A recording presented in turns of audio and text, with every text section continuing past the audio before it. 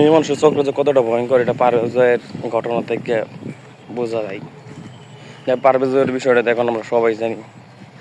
আগে বলি যে পারভেজের সাথে কি হয়েছিল এটা আমরা কম বেশ সবাই জানি। আমি ছোট্ট করে বলছি, পারভেজ যখন সিঙ্গারা খাইছিল 3-4 বন্ধুর সাথে, তো প্রবাসে 2টা মাইয়া ছিল, ওরা হাসাহাসি করছিল। তো ওরা মনে করছে যে ওরা নিয়ে হাসতেছে। এক পর্যায়ে মায়েরা জিজ্ঞেস করে গিয়া যে ওরে নিয়ে হাসাহাসি করতেছে কিনা। পারভেজ বলছিল যে ওরে নিয়ে হাসাহাসি করে নাই, কিন্তু ওরা মানতে নারাজ।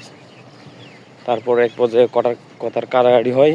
তারপর ক্যাম্পাসে যাই, যাওয়ার পরে ওইটা আমি মিট করে দেয় যাতে ওটা নিয়ে আর ঝামেলা না হয়। কিন্তু ওই মাইয়া দুইটা কী করছে, ওর বয়ফ্রেন্ডের আমার কল দিছে। কল দেওয়ার পর ওর বয়ফ্রেন্ড আরও 10-15 জন নিয়ে আসে পারভেজের উপরে আক্রমণ করে, যার কারণে উনি মারা যায়। এখন দেখেন একটা বিষয় চিন্তা করেন যে মায়াগুলা ওর কল দিয়ে নিয়ে আসছিল বয়ফ্রেন্ডের, ওর লাইফ কিন্তু শেষ। মায়াগর কিন্তু কিছুই হয় নাই, লাইফ শেষ কি লেগে মনে করেন ওরা পড়ালেখা করছিল, ভালো এক জায়গায় চাকরি নিত, কিন্তু এখন হয়তো জেলে থাকবো না হয় ফাঁসিতে যাবো। মায়া মানুষের চক্র যে কতটা ভয়ঙ্কর এটা বোঝা যায় এইখান থেকে। কি দরকার ছিল এই ঘটনা, ওইখানে মিট করে দিছে। তারপরও ও মেয়েরা মনে করেন মানতে নারাজ, ওই মিট মানে নাই।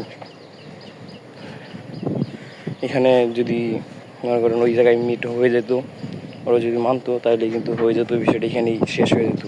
কিন্তু এখনকার দেখা যাচ্ছে ম্যাক্সিমাম মাইয়ারা কি করে, সবাই যে এরকম আমি কমো না, কিন্তু কিছু মাই আছে যাই কলেজে যায় কিছু পাতি নেতার পিছনে পড়ে যায়, ওপরে হাতে রাখে যে কোনো একটা গ্যাঞ্জাম হলে ওপরে কল দিয়ে নিয়ে এসে ওইটা নিয়ে একটা ঝামেলা সৃষ্টি করে, মারপিট সৃষ্টি করে দেয়, ওরা ওইটা গ্যাঞ্জামটা আরও বাড়ায় দেয়। তুমি ওই যে মায়ের কথা শুনিয়া কোনো একটা কিছু করে ভুলভাল কিছু করে বসে থাকলাম, ঠিক এরকম মায়ের কিন্তু কিছু হবো না ভাই, ওরা কিন্তু ওর মতন চলিয়া যাবো ঠিকই। আর তুমি হয়ে যাইলো তো একবার আডা রশিতে চলবা, বুঝছো? তাই এগুলা করা যাবো না। কি দরকার এগুলা করা?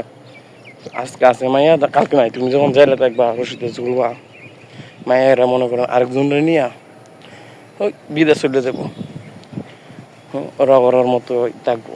আর এইদিকে তোমার জীবন কিন্তু শেষ, তোমার জীবন কিন্তু এইদিকে শেষ। তাই তুমি যাই কিছু করো না করো সাবধান, মায়ের চক্রে পড়া যাবো না। মায়ের চক্র যে কতটা ভয়ঙ্কর ওইটা কিন্তু বোঝা যায়। তুমি যাই করো এগুলো করতে পারো না। তোমার যদি প্রয়োজনে তুমি আইনের আশ্রয় নিতে পারো, প্রশাসন আছে, পুলিশ আছে, ওর কাছে যাইতে পারো। এগুলো করা যন্ত্র। সবাই সতর্কই সাবধান থাকবে। ধন্যবাদ।